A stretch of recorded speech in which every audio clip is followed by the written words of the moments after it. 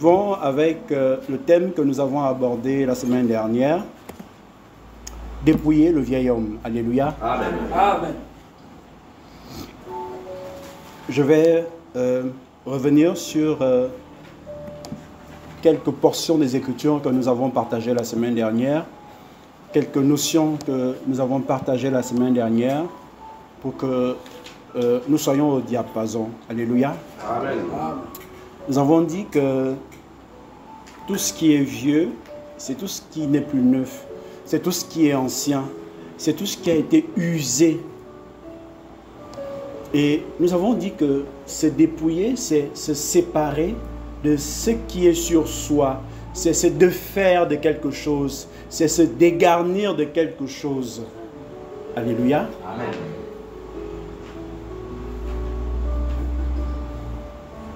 Nous avons également pris l'exemple avec les animaux, tels que les serpents. Nous avons dit que lorsque ces animaux-là veulent croître, eh bien, ils font la mue, qu'on appelle aussi la dépouille. Ils laissent tomber leur peau ancienne pour revêtir une peau nouvelle. Alléluia. Amen. Pour leur croissance. Et le Seigneur Jésus nous dit que la nature nous enseigne.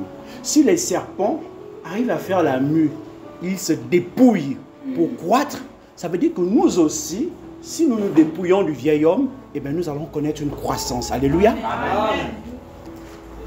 Et nous avons également dit que le vieil homme, d'où vient-il? Ben, il vient du péché adamique. Et comme il se transmet de par les gènes, dont nous héritons systématiquement du vieil homme lorsque nous naissons. Alléluia. Amen. Mais lorsque nous rentrons en Christ, nous avons la possibilité de revêtir maintenant le nouvel homme. Alléluia. Amen. Par la nouvelle naissance. Nous l'avons dit également la semaine dernière. Et donc, nos textes de base sont principalement Colossiens chapitre 3, versets 5 à 9 et Éphésiens, qui sont donc nos textes de base. Éphésiens chapitre 4, qui sont donc nos textes de base, versets 17 à 24. Donc nous poursuivons cette aventure sur dépouiller le vieil homme, parce que nous l'avons vu la semaine dernière, que le vieil homme a tendance à nous empêcher d'exceller, d'être véritablement à l'image de notre Créateur. Parce que Dieu nous a créés à son image et à sa ressemblance. Et donc, lorsque nous revêtons le nouvel homme, eh bien, de plus en plus, nous devons ressembler à notre Créateur, notre Dieu. Amen. Amen. Donc, nous repartons donc sur ce texte, Colossiens chapitre 3, versets 5 à 9.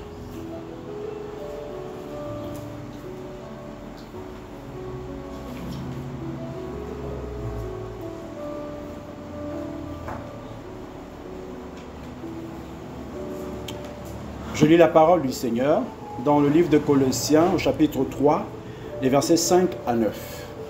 Faites donc mourir en vous ce qui est terrestre, l'immoralité sexuelle, l'impureté, les passions, les mauvais désirs et la soif de posséder qui est une idolâtrie.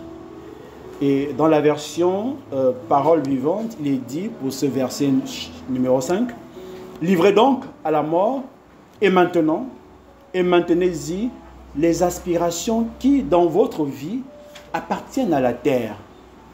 L'immoralité, les pensées impures, les passions incontrôlées, les désirs inavouables et cet attachement au bien qui est une forme d'idolâtrie.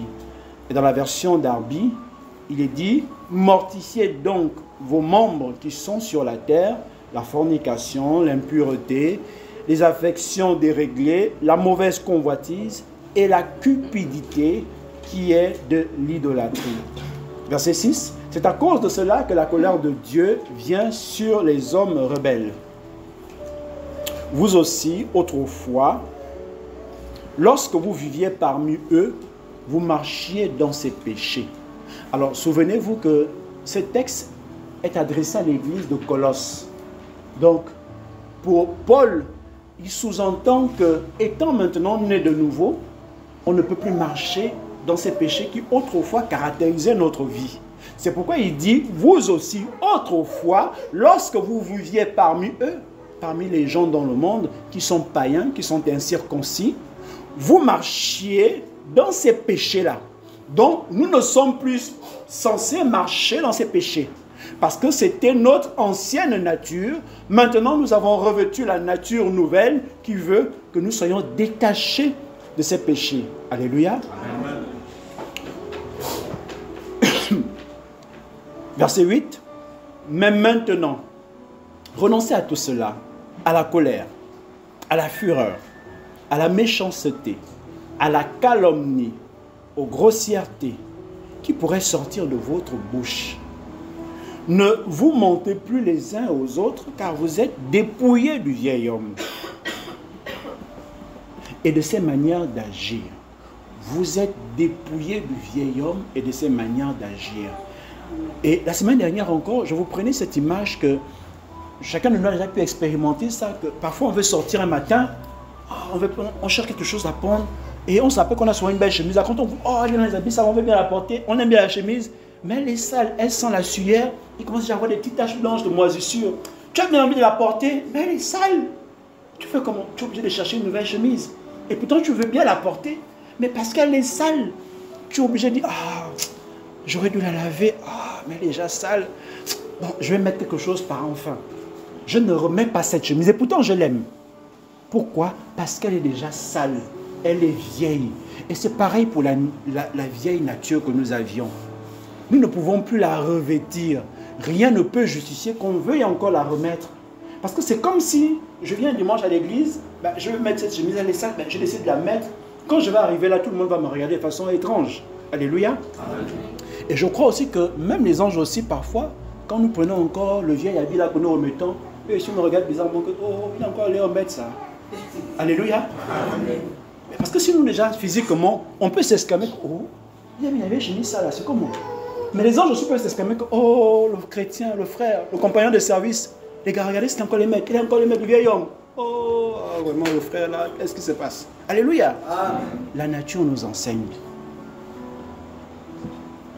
La nature nous enseigne. Donc, on nous a parlé de quoi? La cupidité. La cupidité. Et nous avons défini la cupidité comme étant ce désir ardent de posséder, de désirer posséder toujours. C'est l'idolâtrie. Et comme on parle du vieil homme, il est important de prendre des exemples dans la Bible qui nous montrent où peut mener la cupidité. Où peut mener la cupidité? Parce que si Dieu en parle, c'est que c'est un vice. Et un vice conduit certainement à quelque chose de grave. Alléluia. Le salaire du péché, c'est la mort, nous dit la Bible. Le salaire du péché, c'est la mort. Et si Dieu nous parle de la cupidité, eh bien ça veut dire que ça peut nous entraîner à la mort. Alléluia. Nous allons voir un premier cas d'exemple de cupidité dans la Bible. Et nous allons en voir un deuxième. Prenons le premier dans le livre de Josué au chapitre 7.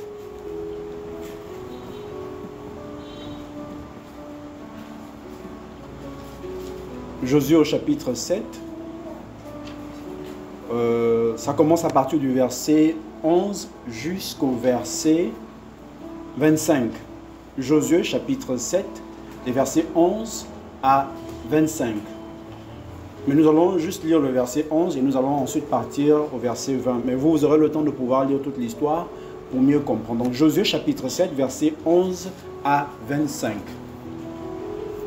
Je lis la parole du Seigneur.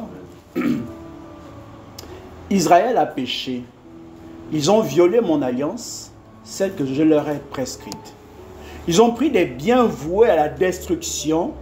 Ils les ont volés et ont menti. Et ils les ont cachés parmi leurs affaires. Verset 20, je vais directement au verset 20. Akan répondit à Josué, il est vrai que j'ai péché contre l'Éternel, le Dieu d'Israël, et voici ce que j'ai fait. J'ai vu dans le butin un beau manteau de chinéar, 200 pièces d'argent et un lingot d'or de près de 600 grammes. J'en ai eu une envie et je les ai pris. Ils sont cachés dans la terre, dans ma maison, et l'argent est dessous. Alléluia. Je poursuis au verset 22. Josué envoya des hommes qui coururent à la tente. Les objets étaient bien cachés dans la tente d'Akan et l'argent était bien dessous. Ils les prirent dans la tente, les apportèrent à Josué et à tous les Israélites et les déposèrent devant l'Éternel. Josué et tout Israël avec lui prirent Akan, fils de Zérak, l'argent, le manteau, le lingot d'or, les fils et les filles d'Akan, ses bœufs, ses ânes, ses brebis, sa tente et tout ce qui lui appartenait. Ils les firent monter dans la vallée d'Accord. Josué dit, pourquoi as-tu causé notre malheur? L'Éternel causera ton malheur aujourd'hui. Et tout Israël lapida Akan. On les brûla au feu, on les lapida. Alléluia. Amen. Voilà l'histoire d'un homme d'Israël. Ils vont en guerre. Le Seigneur leur dit, lorsque vous allez arriver, vous allez tuer tout ce que vous allez trouver là-bas. Ne prenez rien. Donc, Akan fait partie des soldats qui vont justement pour battre l'ennemi. Donc, le Seigneur a donné une recommandation. Ne prenez rien de tout ce que vous allez trouver là-bas. Akan va voir le lingot d'or, il va voir les pièces d'argent, il va voir un manteau de valeur. Il va dire quand même, ah, laissez tout ça. C'est quand même trop beau. Je vais prendre, personne ne va savoir. Il a pris le manteau, il a pris le lingot d'or, il a convoité, il a pris l'argent. Il est allé chez lui, il a caché, il a creusé un trou dans la maison, il a mis la ferme. Quand ils vont maintenant dans la prochaine guerre, ils perdent la guerre. Ils perdent beaucoup de soldats au combat. Josué revient pleurer devant Dieu. Ah Seigneur, tu nous as abandonnés. Le Seigneur lui dit, mais comment pas? Vous n'avez pas honoré notre alliance. Je vous ai dit de ne pas voler. Vous avez volé? Josué dit, mais comment ça? On n'a pas volé. Il dit, vous avez volé. Il y a quelqu'un dans votre troupe qui a volé. Et c'est à cause du vol là que vous avez perdu la guerre. Dieu dit, bon, vous allez me faire venir tout le monde, famille après famille, je vais vous montrer qui a volé. Et donc, Dieu va révéler que c'est Akan qui a volé. Et regardez bien la confession d'Akan. À partir du verset 20. Il dit, il est vrai que j'ai péché contre l'Éternel, le Dieu d'Israël, et voici ce que j'ai fait. J'ai vu le butin, un beau manteau de chiméa, 200 pièces d'argent et un lingot d'or de près de 600 grammes. Il donne même la mesure, même en regardant seulement le lingot, la convoitise. Il a seulement vu le lingot, ça peut poser à peu près 600 grammes. La convoitise, la cupidité. Il dit, j'en ai eu envie et je les ai pris. Ils sont cachés dans la terre, dans ma tente, et l'argent est dessous. Voilà le vice.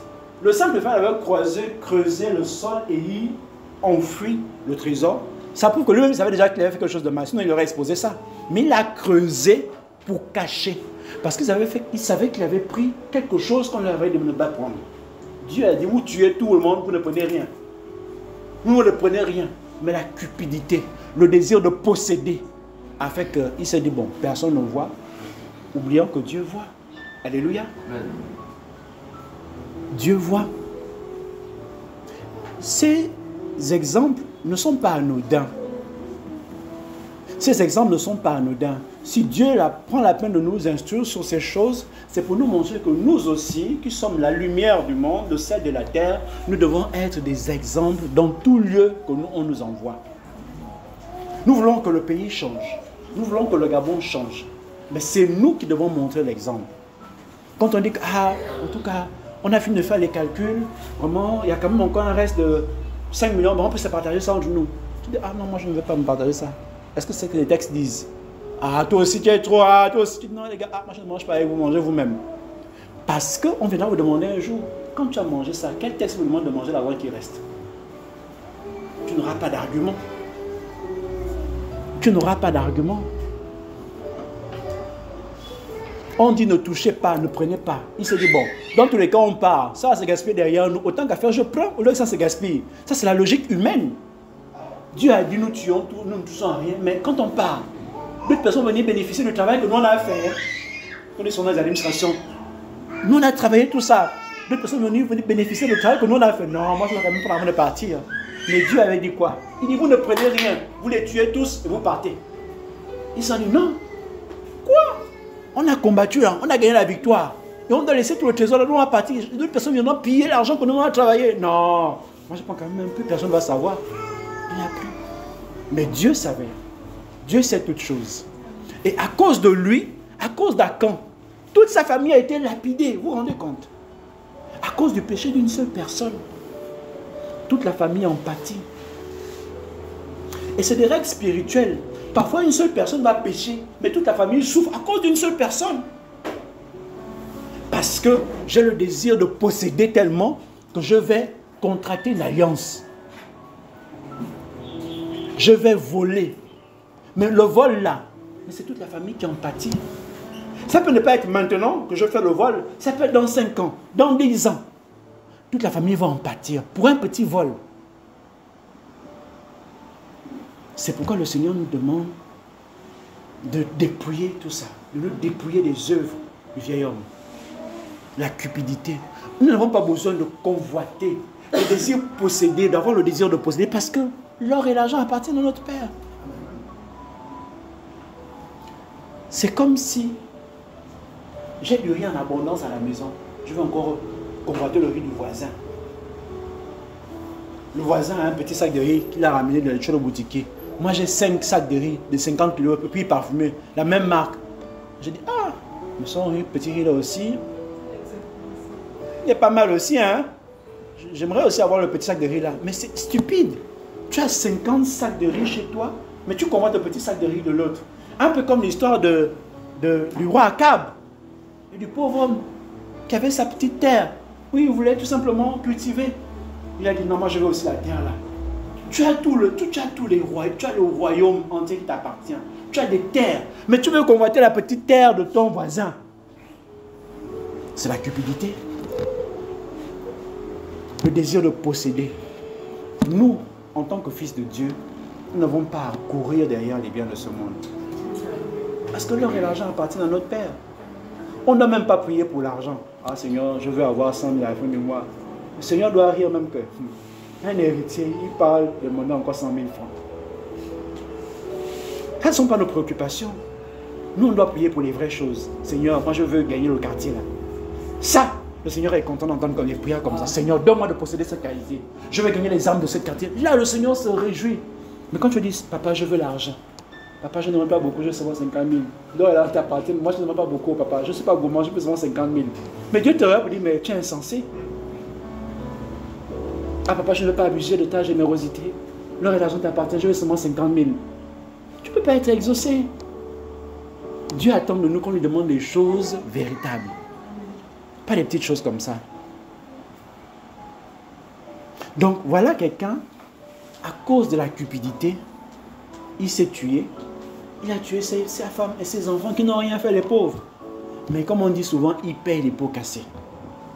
À cause de la cupidité.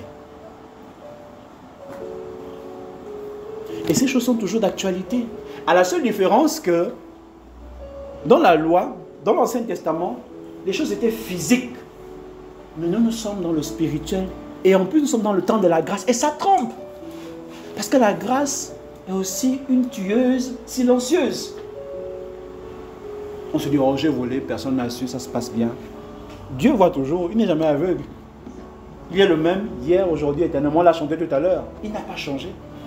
Donc, il a toujours ce regard-là. Quand tu voles, il te regarde. Mais lorsque nous volons, en réalité, nous donnons des droits à Satan sur nos vies. Notre maître nous a dit, Satan est venu, il n'a rien en moi. Il n'a rien trouvé en moi. Mais est-ce que nous, on peut se lever chaque jour et dire, Satan, il n'y a rien en moi?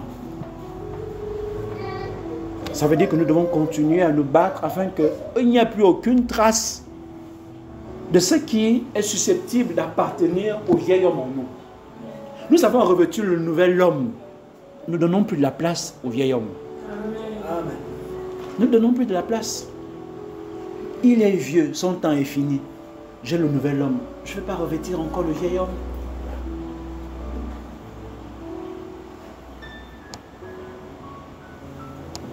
Nous allons voir un deuxième cas. Un serviteur de Dieu.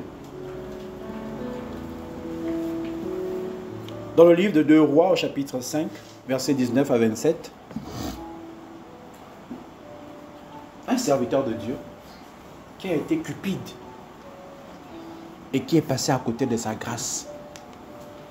2 Rois, chapitre 5, versets 19 à 27. 2 Rois, chapitre 5, versets 19 à 27. 2 Rois, chapitre 5, versets 19 à 27. Nous connaissons tous le prophète Élisée. C'est celui qui a reçu la double portion d'Élie. Je lis la parole du Seigneur. Élisée lui dit, « Pars dans la paix. » Lorsque Naaman eut quitté Élisée et qu'il fut à une certaine distance, Géasi, le serviteur d'Élisée, l'homme de Dieu, se dit en lui-même, « Mon maître a ménagé Naaman, ce Syrien, en n'acceptant pas de prendre ce qu'il avait apporté. L'Éternel est vivant. Je vais courir derrière lui et j'obtiendrai quelque chose de sa part. » Géasi courut donc derrière Naaman. Le voyant courir derrière lui, Naaman s'empressa de descendre de son char pour aller à sa rencontre et demanda, « Est-ce que tout va bien ?» Il répondit, « Tout va bien. Mon maître m'envoie te dire, 2 jeunes gens de la région montagneuse d'Éphraïm, des membres de la communauté des prophètes, viennent d'arriver chez moi. Donne-moi pour eux, je t'en prie, 30 kilos d'argent et 2 habits de rechange. » Naaman dit, « Accepte de prendre 60 kilos. » Il insista et mit 60 kilos d'argent dans 2 sacs, lui donna 2 habits de rechange et les fit porter devant Géasi par 2 de ses serviteurs. Arrivé à la colline, Géasi les prit de leurs mains et les déposa chez lui. Puis, il renvoya ses hommes qui partirent. Il alla ensuite se présenter à son seigneur. Élisée lui demanda, « D'où viens-tu, Géasi ?»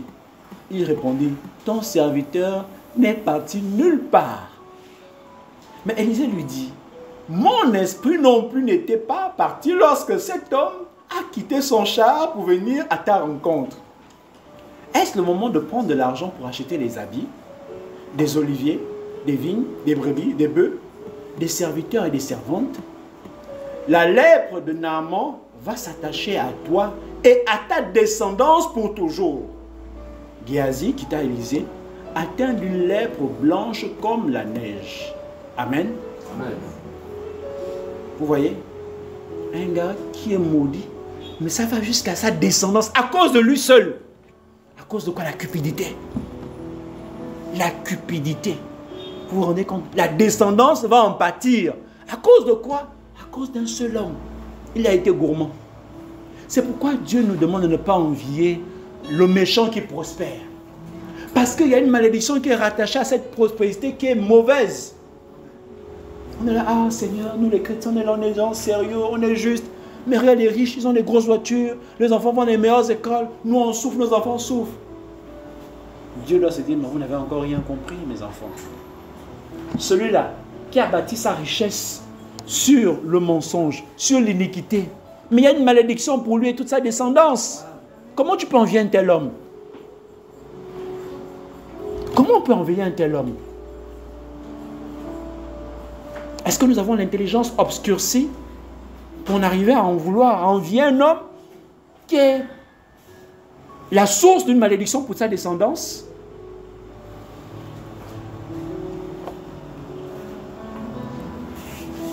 Revenons au verset 19. Je rappelle le contexte pour ceux qui ne connaissent pas, ou bien qui ont oublié l'histoire de Naaman. Naaman était un général syrien qui était revêtu de lèpre. Et sous la révélation d'une de ses servantes, qui lui dira que dans mon pays, il y a un serviteur de Dieu, un homme de Dieu, qui est capable, à cause de son Dieu, de t'ôter cette lèpre. Et donc Naaman va naturellement aller à la rencontre de cet homme de Dieu qui est Élisée.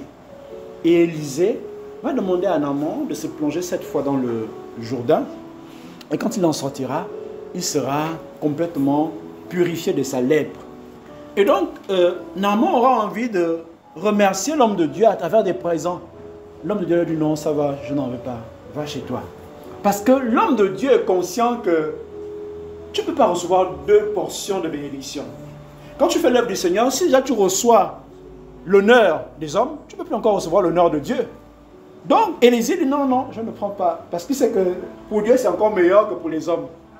Alléluia. Amen. Il est conscient que lorsque tu reçois déjà l'honneur et le louange des hommes, Dieu ne peut pas encore te donner un autre honneur. Parce que Dieu dit, tu ne peux pas recevoir 2 honneurs. Si tu as reçu l'honneur des hommes, tu peux encore recevoir son honneur. Donc, Élisée, quand il refuse, c'est parce qu'il sait, il connaît les lois spirituelles, que si je prends déjà là, j'ai été honoré, Dieu ne peut plus m'honorer encore. Je préfère attendre l'honneur de Dieu qui est la meilleure. Alléluia. Amen. Et qui ne souffre d'aucun chagrin. Amen. Amen. Alors il dit non, non, non, général Naaman, allez-y, soyez bénis. Mais son assistant, Géasi, il ne comprend pas les lois spirituelles, il ne comprend pas la lecture que son maître fait. Il se dit, ah, le maître aussi, il est trop spirituel. J'attends. Quand les gars vont s'éloigner, je vais repartir vers eux. Donc, il fait le jeu. Mais vraiment, Satan est méchant. Ce gars-là, il sait que son maître a la vue. Lorsque l'armée syrienne va environner Israël, et que à chaque fois, non, ça c'est un autre texte, bien avant, c'est-à-dire que chaque fois que le général en face va comploter, va mettre en place une stratégie pour attaquer Israël, sera toujours déjoué. Parce que Élisée étant couché chez lui, il voit tout ce qui se passe chez l'ennemi. Donc, quand il dit, bon voilà comment on va faire demain, on va les attendre devant au front. Il dit, non les gars, n'allons pas là-bas, demain nous attendons. Ils vont attendre toute la journée. Mais les Israéliens sont, ils devaient passer par ici, non. Et moi, le général a dit, non, il y a un tête au milieu de nous. Comment les gars là savent toujours déjouer nos plans? C'est à cause d'Élisée qu'elle a vu. Alléluia. C'est un voyant. Mais regardez un peu. Géasi sait que son maître est un voyant. Mais il comprend quand même que, bon, comme mon maître ne veut pas prendre, moi je vais aller prendre en cachette. Donc il décide d'aller en cachette. La cupidité fait même qu'il perd le bon sens. Ton maître, tu sais que c'est un voyant. Donc même si tu vas loin, il voit. Mais tu sais que ton maître est un voyant. Mais tu te dis quand même, je vais aller. Il ne saura pas. La cupidité aveugle. Alléluia. Amen. Donc, Élisée lui dit, pars en paix, verset 19. Lorsque Naaman eut quitté Élisée et qu'il fut à une certaine distance, Géasi, le serviteur d'Élisée, l'homme de Dieu, se dit en lui-même, mon maître a ménagé Naaman. Ça veut dire que lui aussi. Comment tu peux laisser un gars comme ça? Après ce que tu as fait pour lui, là, un gars qui a l'argent comme ça. Non, tu dors. Il a ménagé. Il se dit en lui-même. Le langage même de la corruption, quoi. Il se dit en lui-même, mon maître a ménagé Naaman, ce Syrien. Et il dit, ce Syrien. Tu vois même le mépris même pour dire que un gars comme ça, il ne méritait même pas la grâce. C'est un étranger. Le seul là, ce n'est pas anodin. C'est un seul de mépris que, regardez-moi ce Syrien là. On l'a ménagé alors qu'il devait payer. Il n'est même pas israélite pour y bénéficier de cette grâce. Il dit, ce Syrien, en n'acceptant pas de prendre ce qu'il avait apporté. Et en plus, il jure l'Éternel est vivant. Et tu es dans le fou et tu jures l'Éternel est vivant. Comme pour dire que mon maître, il ne comprend pas. Mais moi, mon Dieu est vivant, je vais aller prendre ça. Je vais courir derrière lui et j'obtiendrai quelque chose de sa part. Voilà les résolutions de son cœur. Je vais courir derrière lui pour avoir quelque chose de sa part. Verset 21, Géasi courut donc derrière Naaman. Le voyant courir derrière lui. Naaman est un homme courtois. Au-delà de son grade de général, il voit le serviteur de l'homme de Dieu. Il est sur son char. Et il prend la peine de descendre. Mais cet homme-là, il est quand même humble. Tout puissant général de l'armée syrienne. Il voit un simple assistant du prophète venir. Mais il descend de son char pour aller vers lui. Waouh! Voilà un païen qui est même humble. Mais le chrétien, lorsqu'il a un petit titre là, je suis le révérend, tu as oublié de dire révérend, tu as dit pasteur. Ah, homme de Dieu, excusez-moi, révérend pasteur. Non, regardez le général Naaman, un païen. Mais il voit un homme de Dieu venir, il descend de son char. Ah, Seigneur, aide-nous. Donc, Naaman s'empressa de descendre de son char pour aller à sa rencontre et demanda, est-ce que tout va bien? Il répondit, tout va bien. Mon maître m'envoie te dire, 2 jeunes gens de la région montagneuse d'Éphraïm des membres de la communauté des prophètes qui font bien l'image pour montrer que là, c'est le maître qui m'envoie. Viennent d'arriver chez moi. À quel moment? Juste à peine là, je suis parti. Ah, le mensonge. Donne-moi pour eux, je t'en prie, 30 kilos d'argent. Ah, ils demandent même pas un peu. 30 kilos. Ouais, le kilo, comment ça pèse? 30 kilos. 30 kilos d'argent. Imaginez en leur temps la pièce d'argent que ça valait. Mais ils demandent 30 kilos d'argent. Je t'en prie, 30 kilos d'argent et 2 habits de rechange. Naaman dit, regardez comment l'homme est humble. Il respecte l'autorité de l'homme de Dieu. Il dit, Naaman dit, accepte de prendre 60 kilos. C'est-à-dire que lui-même, cet homme a tellement fait pour moi, l'homme de Dieu a fait tellement pour moi que même 30 kilos, même ça paraît beaucoup, moi j'en donne au plus, j'en donne le double de ce qu'il a demandé, 60 kilos. Hey, Géasi a dû se frotter les mains et dire, ah, c'est mon jour de grâce. Alléluia. Il insista et mit 60 kilos d'argent dans 2 sacs, lui donna 2 habits de rechange et les fit porter devant Géasi par 2 de ses serviteurs. Donc, comme c'était tellement lourd, il a dit, je t'envoie même 2 éléments pour t'amener, pour t'accompagner. Donc, il a pris les 30 kilos, Géasi marchait tout fièrement. Ouais.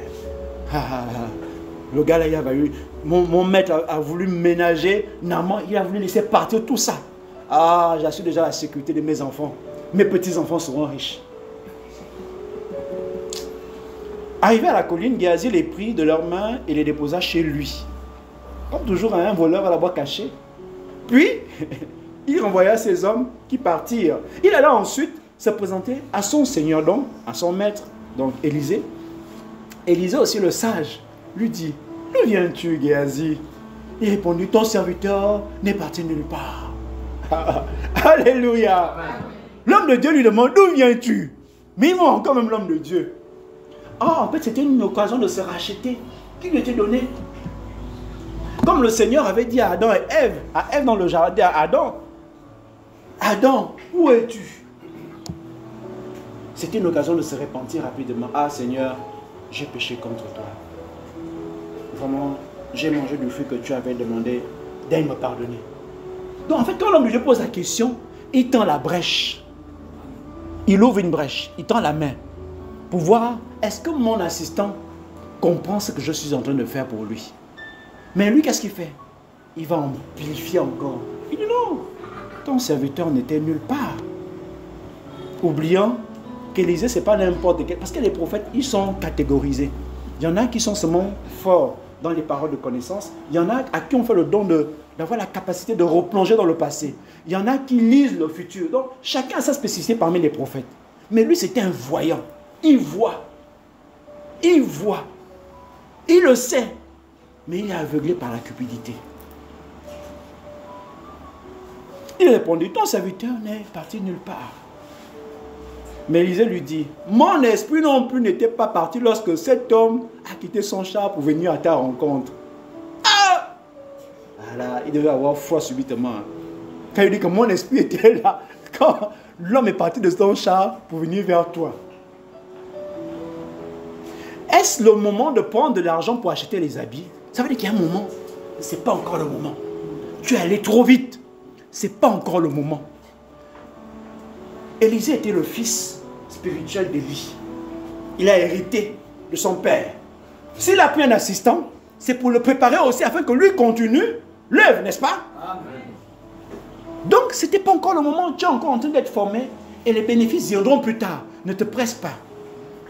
Ne te presse pas. Ce n'est pas encore le temps. Est-ce le moment de prendre de l'argent pour acheter des habits, des oliviers, des vignes, des brebis, des bœufs, des serviteurs et des servantes? En fait, il lui montre, voilà ce que tu devais avoir. Est-ce le temps pour acheter des habits? Il devait avoir des habits, il devait avoir des oliviers, des vignes, des brebis, des bœufs, des serviteurs et des servantes. Il était promis un avenir à Dieu. Quand l'homme de Dieu parle, est-ce le temps pour acheter les habits, des oliviers? Moi, je me dis, mais est-ce qu'il a acheté les oliviers? Est-ce qu'il a acheté les vignes? Mais l'homme de Dieu voit ce à quoi était appelé Géasi. S'il avait subi fidèlement son maître jusqu'à la fin, son ministère aurait été aussi beau, aussi glorieux que celui d'Élisée. Il aurait eu quoi? Des habits, des oliviers, des vignes, des brebis, des bœufs, des serviteurs et des servantes. Mais tu as anticipé, mon type. Ce n'était pas ton temps. Parce que chaque fois que Satan nous emmène à convoiter, à désirer posséder alors que ce n'est pas le temps, nous perdons la grâce. Nous perdons ce que nous devions avoir. Et c'est à tous les niveaux, que ce soit dans le ministère, que dans la vie normale. C'est-à-dire que Dieu t'appelle au ministère, il te dit que toi, je te veux dans 5 ans. Mais toi, parce que tu commences à manifester les dons, tu dis non, moi, mon temps est déjà arrivé, tu pars. Tu vas te faire mal. Parce que Dieu te dira aussi, est-ce le temps? Est-ce le moment pour toi de commencer un ministère? Mais comme tu as commencé à manifester des petits dons, tu es déjà convaincu que tu es prêt pour le ministère. Alors que Dieu t'attendait dans 5 ans ou dans 10 ans. Mais tu t'es précipité. Et comme tu t'es précipité, eh bien, tu passes à côté. Tu passes à côté. Tout comme aussi, pas seulement le ministère. Tu es dans une assemblée, tu estimes que bon, je connais déjà quand même un peu la parole. Bon, moi j'ai décidé de partir dans une autre assemblée. Moi je ne veux plus de niveau du ministère. Est-ce que c'était le temps pour toi de partir de ces ministères pour aller dans une autre assemblée? Après tu vas te faire mal devant. Tu vas y rentrer dans un homme de Dieu qui fait l'imprécation la nuit et quand vous venez, vous êtes convaincu qu'il y a le feu alors qu'il n'a pas le feu. Alléluia. Amen. Est-ce que c'est le temps pour toi de partir?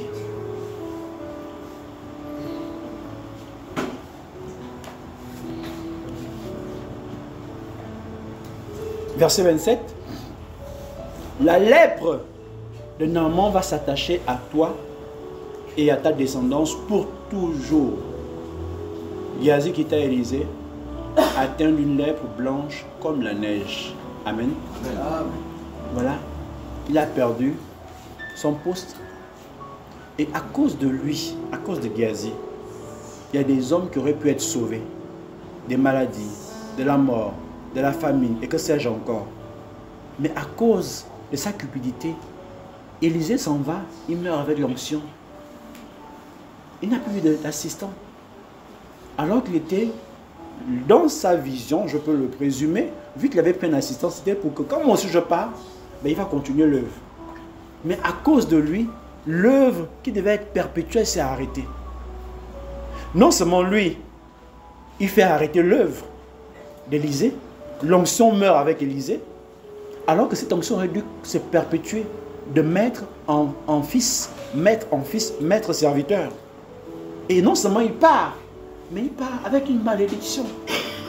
Que toute femme qui le croiserait, leur descendance, ce serait une descendance de lépreux. À cause de la cupidité. Le désir de posséder. Pas seulement posséder l'argent, même posséder les honneurs, avoir les honneurs. Ça, c'est toujours la cupidité. Le désir d'être en haut, d'être toujours vu, que ce soit toujours moi. Ça là, ça entraîne à ça. Vous avez vu les deux cas que nous avons vus, que ce soit pour Akan, que ce soit le cas de Géhazi, la descendance en pâtit. La descendance en pâtit. Bien-aimés, n'envions jamais les gens. Ne cherchons pas à posséder. La terre et tout ce qu'elle renferme appartiennent à notre Père. Est-ce que, quand je suis à la maison, je suis un enfant, mon père a acheté une télévision, mon père a acheté les chaînes, mon père a garni le frigidaire de yaourt et tout ce que je veux manger les après-midi, est-ce que j'ai encore envie d'aller demander aux voisins à côté? Non. Parce que j'ai déjà tout ça chez moi. Et c'est ça que nous sommes, nous chrétiens. L'or et l'argent appartiennent à notre Père. On ne peut plus désirer aller convoiter chez les autres. On ne peut même pas envier les hommes de ce monde qui ont l'argent et qui ont bâti leur argent sur des choses sales. On ne peut pas les envier. On ne devrait même pas les envier. L'or et l'argent appartiennent à notre Père. Il faut qu'on arrive à changer notre mentalité. Le renouvellement de l'esprit, de l'intelligence. L'or et l'argent appartiennent à mon Père. Je ne peux pas convoiter celui qui a une petite voiture, qu'il a acheté à la maison mère. Je m'en fous. Parce que ça, c'est rien comparé à ce que mon Père a. Regardez comment les enfants parlent quand ils sont encore tout petits. Entre 5 ans et 8 ans. Ah, mon père a la voiture. Mon père a... Quand tu dis mon père a acheté une voiture. Mon père aussi a une voiture. Mon père a même 2 voitures. Même si le père n'a même pas 2 voitures, mais ils vont toujours le père comme étant le meilleur. Parce que pour les enfants, le père est toujours meilleur que les autres pères. Même quand le père est dans le guimbe, mon père a l'argent. Le père dit que quel argent? Moi c'est dur. Mais il dit mon père a l'argent. Oui, oh, mon père a l'argent. On part toujours au GAB. Mon père a beaucoup de cartes comme ça. Parfois, les cartes, il n'y a rien dedans. Mais l'enfant vante son père a l'argent. Parce que son père a beaucoup de cartes bancaires. Parfois, les cartes bancaires sont alignées, mais il n'y a rien dedans. Alléluia. Amen. Mais quand l'enfant parle de son père, mon père, il a 4 cartes bancaires. Ah bon? Oui, il a 4 dans son portefeuille. Mon père a beaucoup d'argent. Parfois, le père a l'enfant dit, mon petit, si tu savais que papa, en ce moment, les comptes sont vides. Alléluia. Amen. Mais c'est ça un enfant. Et c'est pourquoi Dieu nous demande d'avoir le cœur d'enfant. Un enfant espère tout en son père. Un enfant voit que son père est l'homme le plus fort. Même quand tu regardes un match de boxe, il voit Tyson, tout ça va dire, oh, mon père peut frapper Tyson. Le père peut hey. Comme tu dis l'enfant, moi je ne peux pas taper Tyson. Mais le père, l'enfant est convaincu de son père, que son père est l'homme le plus fort. C'est comme ça que Dieu veut que nous ayons des cœurs comme des enfants, qui croyons que Dieu peut tout et que rien ne lui est impossible. Amen. Alléluia. Amen.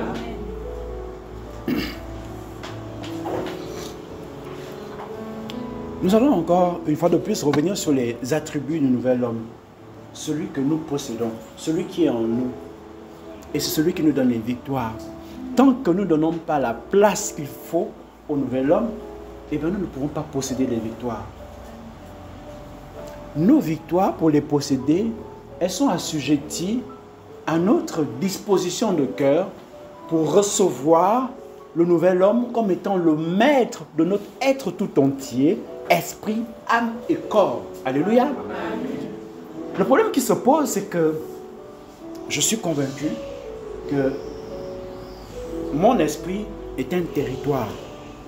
Mon âme est un territoire. Mon corps est un territoire. Et je veux que l'Esprit de Dieu règne dans ces 3 territoires. Alléluia. Amen. Si un homme peut abriter 6000 démons, waouh! Imaginez un peu 6000 personnes. Mais imaginez 6000 démons. Ça veut dire que mon être est immensement grand. Alléluia. Il paraît petit comme ça à nos yeux, mais c'est un territoire. Si 6000 démons arrivent à demeurer en un seul homme, c'est que c'est un territoire. Alléluia. Amen. Donc nous devons soupirer à ce qu'au-delà du fait que l'Esprit règne dans mon esprit, qu'il règne sur mon âme, qu'il règne sur mon corps. Alléluia. Amen. Alléluia. Amen. Ça doit être notre désir. Ça doit être notre soupir. Quand nous soupirons à cela, nous donnons l'autorité à l'Esprit de régner dans nos âmes. Alléluia. Amen. Prenons Éphésiens 4, versets 17 à 24.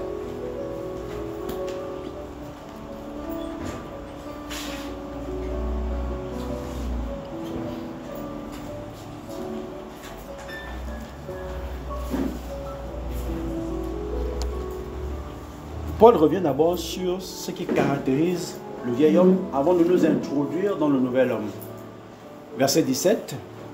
Voici donc ce que je dis et ce que j'affirme dans le Seigneur. Vous ne devez plus vous conduire comme les non-croyants qui se laissent guider par la sottise de leurs pensées. Ils ont l'intelligence obscurcie. Ils sont étrangers à la vie de Dieu à cause de l'ignorance qui est en eux, à cause de l'endurcissement de leur cœur. Alors que Dieu nous dit dans Ézéchiel qu'il nous aura un cœur nouveau. Nous avons ce cœur nouveau lorsque nous recevons Jésus le Christ. Alléluia. Amen. Verset 19. Ils ont perdu tout sens moral et se sont livrés à la débauche pour commettre avec avidité toutes sortes d'impuretés. Verset 20 qui nous intéresse. Mais vous, ce n'est pas ainsi que vous avez appris à connaître Christ. Si du moins, c'est lui que vous avez écouté. Et si c'est en lui que vous avez été enseigné conformément à la vérité qui est en Jésus. On vous a enseigné à vous débarrasser du vieil homme. On vous a enseigné à vous débarrasser du vieil homme. On l'a vu la semaine dernière. Comment se débarrasser du vieil homme? On vous a enseigné à vous débarrasser du vieil homme qui correspond à votre ancienne manière de vivre. Qui correspond à votre ancienne manière de vivre. Donc notre manière de vivre doit même être maintenant nouvelle.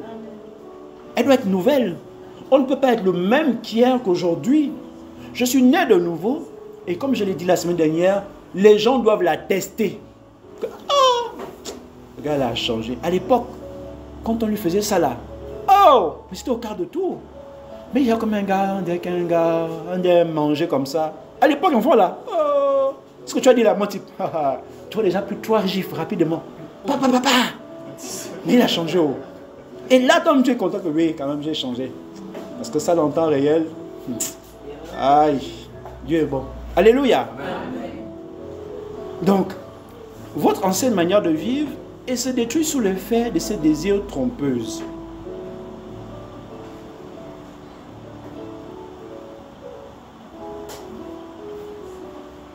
Et vous voyez même, voilà, la version parole de vie du verset 22 dit ceci.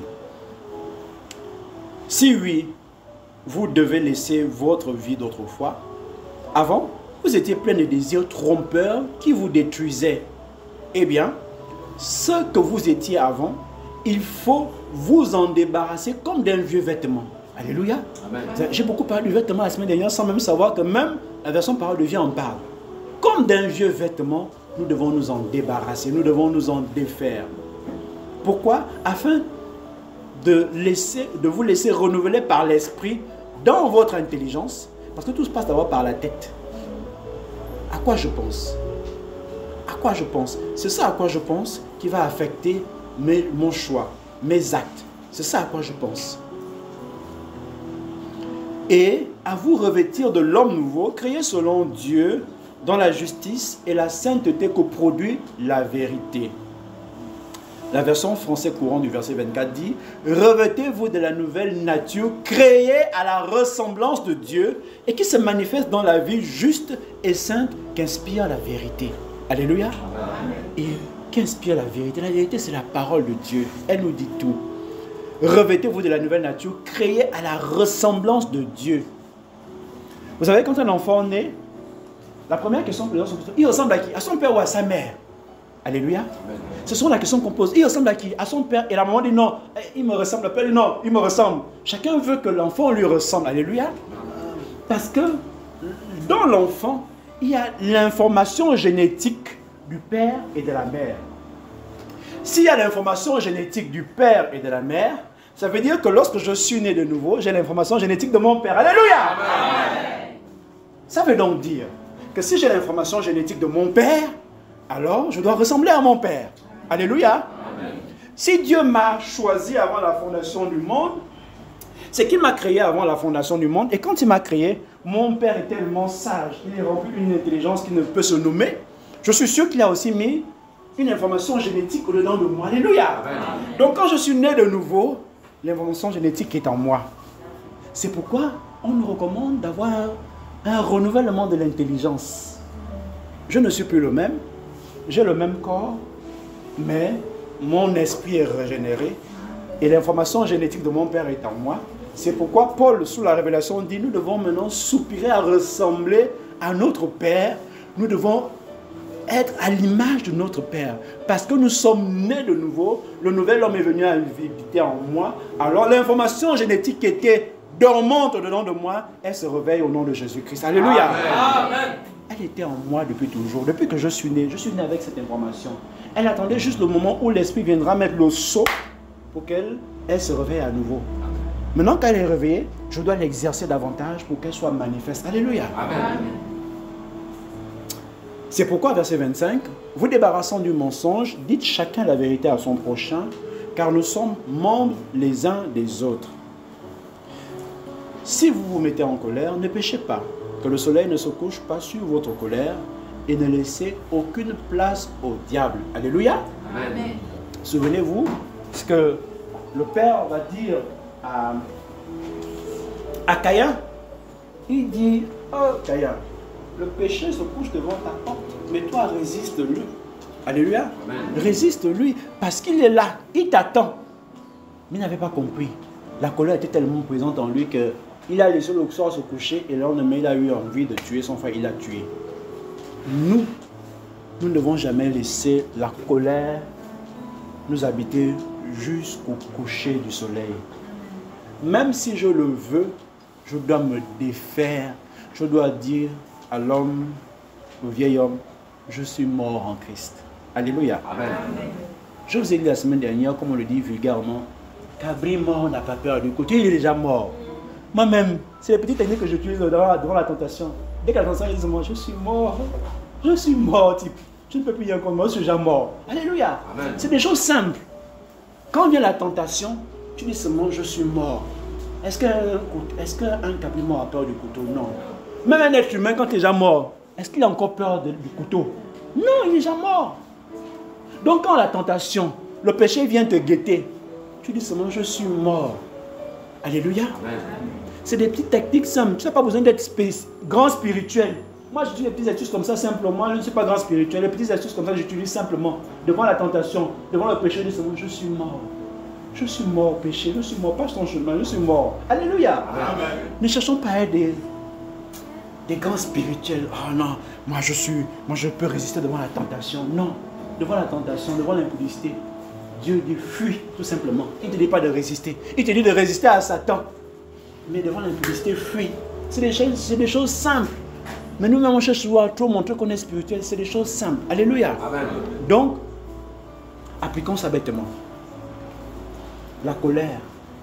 Si tu vois que ton frère, ta soeur, ton conjoint ou ta conjointe a péché et que tu as du mal à pardonner, dis-toi que tu as encore le vieil homme qui agit fortement en toi. Parce que nous sommes chrétiens, nous on sait que quand on pardonne, ce n'est pas un signe de faiblesse. Nous savons que quand nous pardonnons, c'est parce que nous voulons laisser le nouvel homme croître en nous afin que le vieil homme meure totalement. Alléluia. Donc si tu as du mal encore à pardonner un frère qui t'a offensé, bien aimé, toi-même tu as le baromètre. Ça veut dire que le vieil homme est encore agissant en toi. Et tu lui donnes la possibilité de s'enraciner. Amen. Amen. Verset 27, il me dit, et ne laissez aucune place au diable. Ne laissez aucune place au diable. C'est-à-dire que ne lui laissez pas la possibilité de s'enraciner. Ne laissez aucune place au diable. Je prends un autre exemple. Samson, l'homme de feu. Si c'était un homme du Nouveau Testament, on devait seulement appeler ça l'onction. Un homme d'onction. Un homme qui terrassait. Lui, il pouvait te frapper 1000 personnes avec une mâchoire d'âne. Ah! Ce gars avait l'onction, il avait le fire. Il avait le fire. Mais il est tombé à cause de quoi? Parce qu'il a cédé. Il a cédé. Il a compté sur l'onction. L'onction ne combat pas le péché. C'est nous-mêmes qui combattons le péché. Ce n'est pas l'onction. Et c'est l'erreur que Samson a commise. Et ces choses doivent nous enseigner, nous les chrétiens. Je peux être un super onctionné, mais ce n'est pas l'onction qui combat le péché, c'est nous-mêmes qui combattons le péché. L'onction n'a rien à voir avec le péché. Non, il n'aurait pas succombé à Dalila. Delilah. Alléluia. Amen. Amen.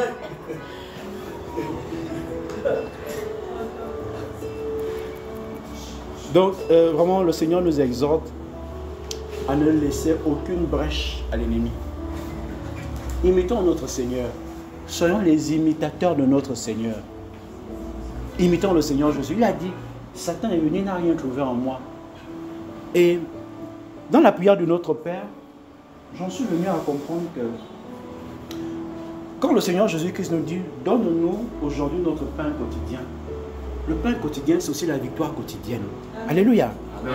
Moi, quand je jeûne, on me dit, une semaine de jeûne, je ne regarde pas une semaine. Je regarde chaque jour comme étant une victoire. Moi, je me concentre seulement sur la journée aujourd'hui. Seigneur, je ne veux pas tomber aujourd'hui. Je vais tenir jusqu'à la fin de la journée. Dès que la fin de la journée est venue, je dis, oui, j'ai gagné la journée. Mais si je regarde le jeûne sur une semaine, sur un mois, ça me paraît être insurmontable. Donne-nous aujourd'hui notre pain quotidien. Jésus n'a pas dit, donne-nous le pain pour tout le mois. Il a dit le pain quotidien.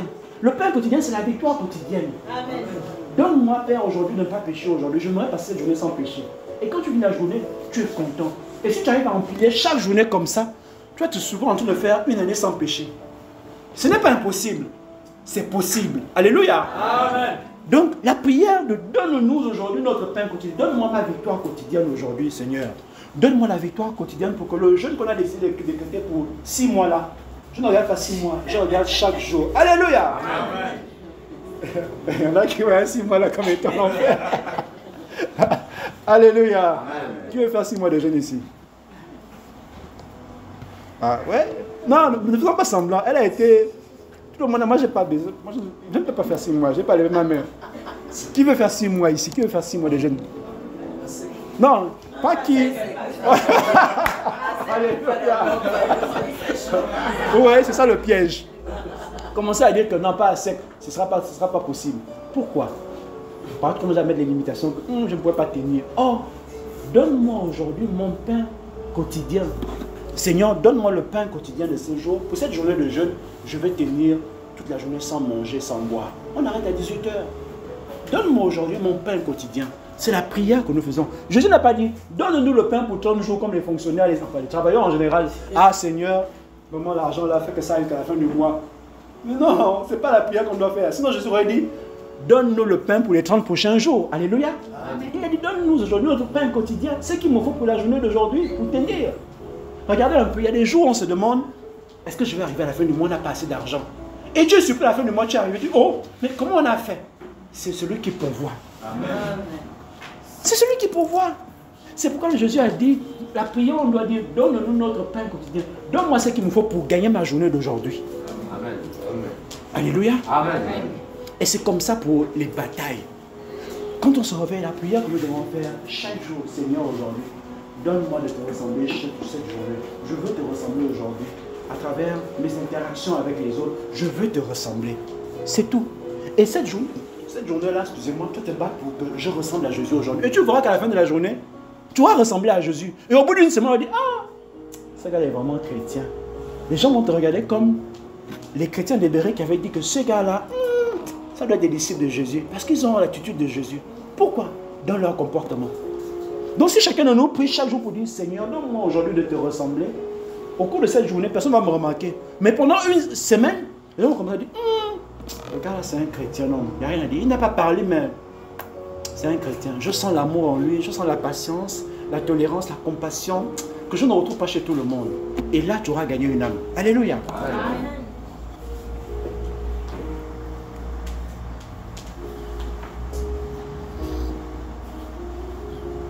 Colossiens chapitre 3, versets 10 à 17.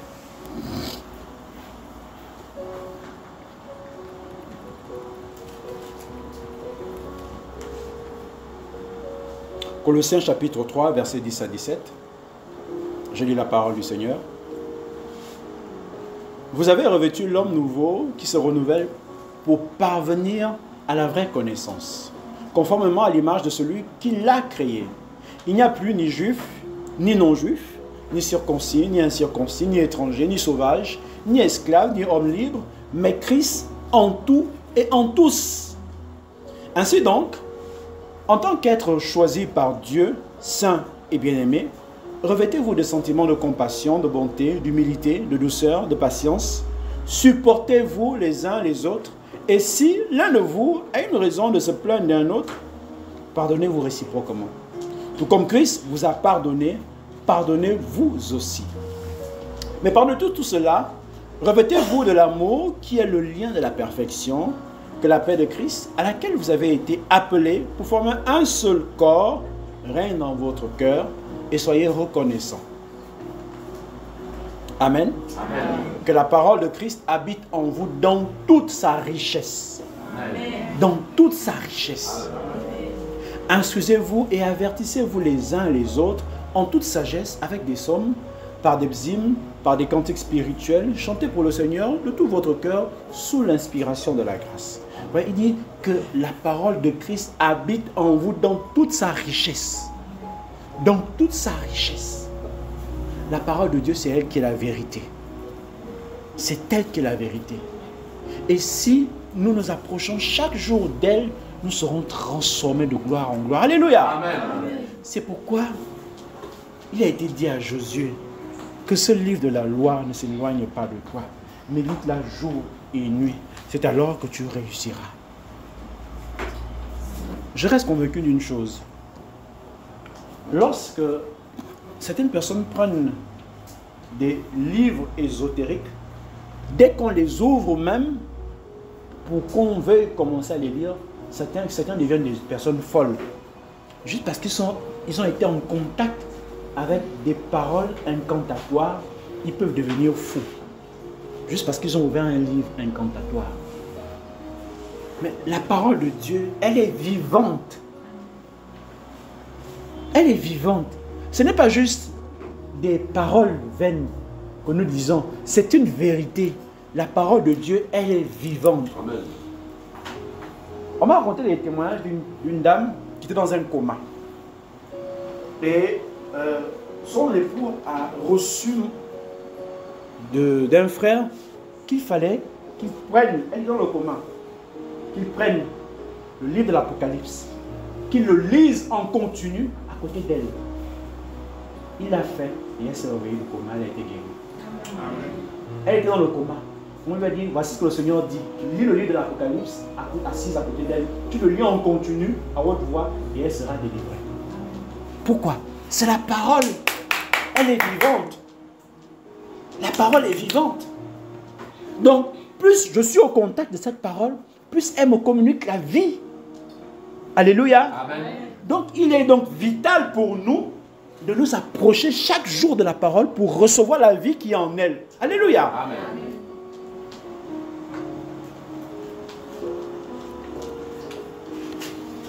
Il dit, nous devons nous entretenir par des cantiques spirituels. Parce qu'il y a cantique et cantique. Cantiques spirituels, ce sont les cantiques qui parlent de la gloire de Dieu, de la puissance de Dieu. C'est ça les cantiques spirituels, c'est ce qui nourrit aussi mon être.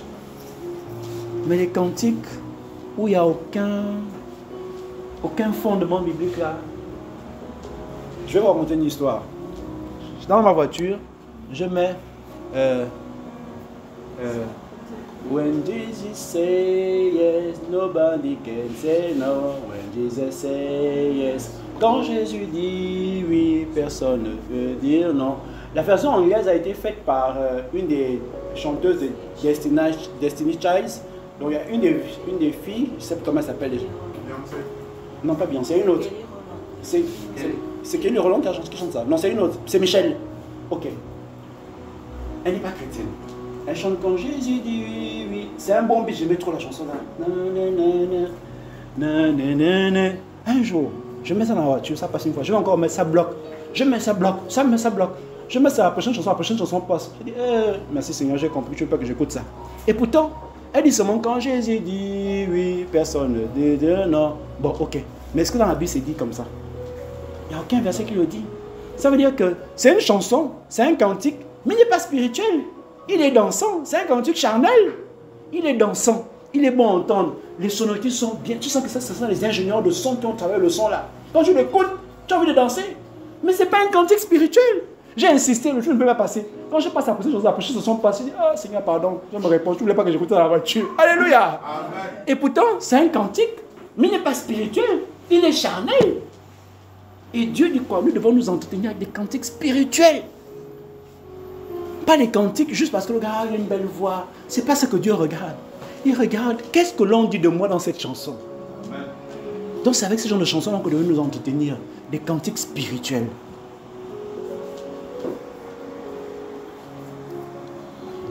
Dans 1 Jean chapitre 3 verset 9, dans 1 Jean chapitre 3 verset 9, il est écrit, quiconque est né de Dieu ne pratique pas le péché, parce que la semence de Dieu demeure en lui. Il ne peut pécher parce qu'il est né de Dieu. À partir du moment où le Saint-Esprit est en moi, c'est la semence de Dieu qui est en moi. Je ne peux plus pécher. Quiconque est né de Dieu ne pratique pas le péché. Il parle de pratiquer. Pratiquer le péché. C'est factuel. Quiconque est né de Dieu ne pratique pas le péché. Parce que la semence de Dieu demeure en lui. Et il ne peut pécher parce qu'il est né de Dieu. Et Pierre nous dira encore dans 1 Pierre que tout homme qui se livre au péché est esclave du péché. Tout homme qui se livre à ce qui a vaincu de lui est esclave de cela. Ça veut dire que si la colère arrive encore à triompher de toi, tu es esclave du péché. Tu es esclave de la colère. Si les excès de table dominent encore sur toi, c'est que tu es esclave de l'esprit, de la domination des tables. Si je suis quelqu'un de furax, ça veut dire que l'esprit de furax domine sur moi, je suis son esclave. Je ne suis même pas le disciple, je suis esclave. Parce que disciple encore, on va dire, ok, mais esclave, tu es esclave. Ah, si tu aimes mentir, tu es esclave du mensonge. Si tu aimes encore boire le pot, comme dit mes frères, pot et usage de pot. Tu fais du pot et usage de pot, ça veut dire que tu es esclave du pot. Alléluia. Chacun connaît le vice qui domine encore en lui. Donc tu es esclave de ça. Mais est-ce que tu ne veux pas t'affranchir? Tu as déjà été affranchi, Tom, tu repars encore sous un joug. On rit souvent quand on parle des Israélites. Donc les Israélites disaient qu'on se souvient des pots de viande qu'on mangeait en Égypte. C'est ce que nous faisons aussi. On t'a délivré du joug pharaonique et tu regrettes le bon temps où on mangeait les pots de viande. Avant c'était bien. Avant c'était bien. Depuis que je suis arrivé en Christ, les choses ne marchent plus. Quand j'étais dans le monde, tout marchait bien. C'est même à croire que finalement, suivre Jésus c'est compliqué. Alléluia. Amen. Quand on a encore ces raisonnements, c'est qu'on n'a pas compris. Va dans la parole et tu comprendras. Va. Tu ne peux pas revenir avec les attributs que tu avais et vouloir régner dans le monde de Christ avec ça. Non, c'est pas possible. Tu étais une séductrice, tu étais une Jézabel. Tu peux encore venir Jézabel aussi, Jézabeliser dans la maison de Dieu. Non. Il faut qu'on te dépouille totalement. Parce que tu es né de nouveau. Donc tu deviens comme un enfant, tu n'as rien. Et donc tu t'attends à tout au maître. Tu ne peux pas venir avec tes habits de Jézabel dans la maison de Dieu. Non. On te dépouille, d'abord on t'enlève. On t'enlève les habits de Jézabel. Les bijoux de Jézabel, on enlève. L'or et l'argent, on enlève. Parce que on va maintenant te laver. On va te former maintenant un nouveau caractère, une nouvelle personnalité. Mais tu ne peux pas venir vouloir prospérer avec les habits de Jézabel dans la maison de Dieu. Non. En quoi tu as été délivré? Donc il faut accepter de passer par ce temps-là, qui est un désert, qui te conduira sûrement, assurément, à Canaan. Alléluia. Amen.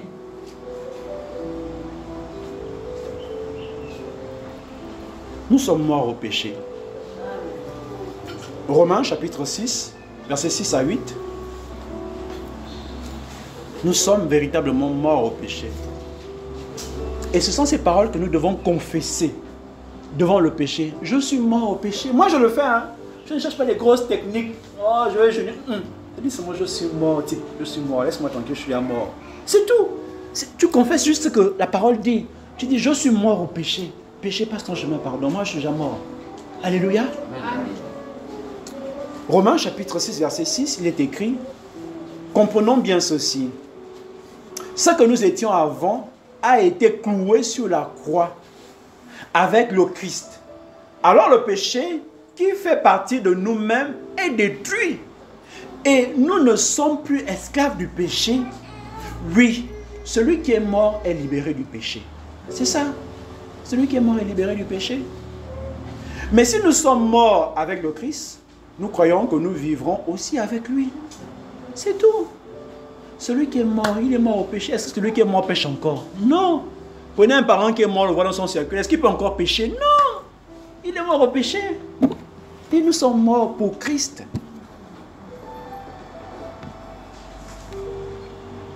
Nous ne devons plus rien craindre. Qu'est-ce qui peut encore nous séparer de l'amour de Dieu? Pose la question que Paul pose. Est-ce l'amour? Est-ce la tribulation? Est-ce la maladie? Est-ce? En Jésus-Christ, nous sommes plus que vainqueurs. Fini en disant, en Jésus, nous sommes plus que vainqueurs. Ce n'est pas toi qui combats. Nous échouons parce que nous croyons que c'est nous qui combattons.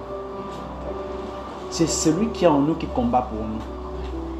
Nous devons tout simplement lui laisser le champ libre pour agir. Amen. Regardez un peu les disciples. On nous en parle dans le livre des Actes des Apôtres, chapitre 5. Lorsqu'ils vont être fouettés, parce qu'ils ont continué à annoncer le nom de Jésus-Christ, à partager la bonne nouvelle. Mais ils seront contents. J'aime la version, au verset 40, ils disent que les apôtres quittèrent le Sanhédrin, joyeux d'avoir été jugés d'être dignes d'être maltraités pour le nom de Jésus. Et chaque jour dans le temple et dans les maisons, ils ne cessaient pas d'enseigner et d'annoncer la bonne nouvelle de Jésus. Malgré le fait qu'ils ont été fouettés. Ils n'ont parlé plus de Jésus, vous avez compris. Jugez vous-même. Jugez-vous vous-même. Est-il bon d'obéir aux hommes ou à Dieu? Et c'est une question qu'on peut aussi poser au péché. Quand tu es bousculé par le péché là, allez, va forniquer. Tu dis, juge toi-même. Est-ce qu'il est bon de t'obéir à toi, péché, ou d'obéir à Dieu? Toi-même, dis-moi un peu Satan. Tu croises les bras, tu dis, bon, Satan, toi-même, dis-moi un peu. Tu vois ça comme toi-même. Moi, c'est des petites techniques comme ça que j'utilise. Je n'utilise pas les grands théorèmes. Les questions simples. Juge toi-même Satan. En t'obéissant toi à Dieu, qu'est-ce qui est bon? Est-ce que je ne suis pas mort au péché? Si. Ah, laisse-moi tranquille, je suis mort. Je suis mort.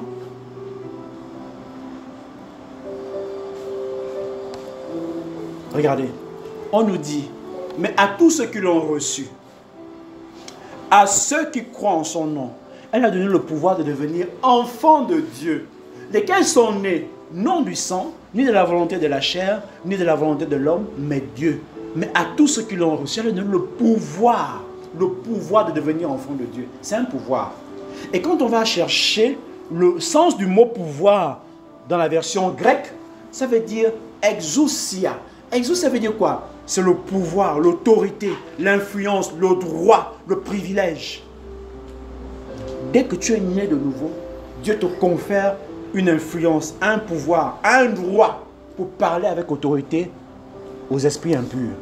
C'est pourquoi Jésus a dit, je vous ai donné le pouvoir. Parce qu'on a reçu le pouvoir de devenir enfant de Dieu. Et il nous rappelle que je vous ai donné le pouvoir de marcher sur les serpents et les scorpions et sur toute la puissance de l'ennemi. Parce que nous avons reçu le pouvoir de devenir enfant de Dieu. Et Jésus nous le rappelle tout simplement. Nous avons un pouvoir légal. Pouvoir légal de marcher sur les serpents et les scorpions et sur toute la puissance de l'ennemi. Je terminerai tout simplement en disant, comme l'a dit Paul à Timothée, je t'exhorte à ranimer la flamme du don de Dieu que tu as reçu lors de ta nouvelle naissance. Amen. Ce n'est pas un esprit de timidité que Dieu t'a donné, mais un esprit de force, d'amour et de sagesse. Amen. Un esprit de force, d'amour et de sagesse. Voilà les trois choses qu'a dites Paul à Timothée. Tu as reçu un esprit de force, d'amour et de sagesse. La force pour faire face à toutes les épreuves. L'amour qui est le plus grand des commandements. Le témoigner à tout le monde. C'est pourquoi Jésus résume que toute la loi se résume en un seul commandement, l'amour. Donc nous avons l'esprit de force et d'amour et de sagesse. La sagesse pourquoi? Pour pouvoir discerner en chaque temps, en chaque circonstance, qu'est-ce qui est agréable à Dieu dans ce que je veux faire. Alléluia.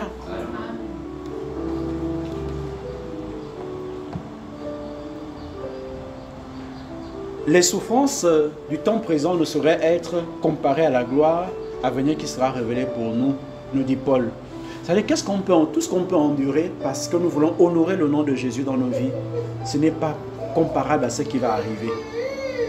Et dans Hébreux 12, verset 14, je termine avec ça, il dit, vous n'avez pas encore résisté jusqu'à 100 dans votre combat contre le péché. Alléluia. Vous n'avez pas encore résisté jusqu'à 100, jusqu'au 100 dans votre combat contre le péché. Personne encore ici n'a résisté jusqu'au 100, où il a vu son sang couler parce qu'il résiste au péché. Non.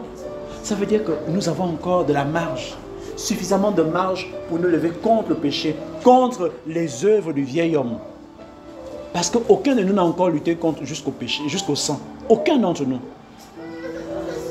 Et ce sont ces phrases-là, lorsque la tentation est là, même si elle est forte, tu dis, est-ce que je suis en train de saigner là? Est-ce que je suis en train de vouloir mourir? Non. Alors je peux résister. Je peux résister. Alléluia. Amen. Alléluia. Amen. Nous allons nous lever et bénir le Seigneur pour cette parole.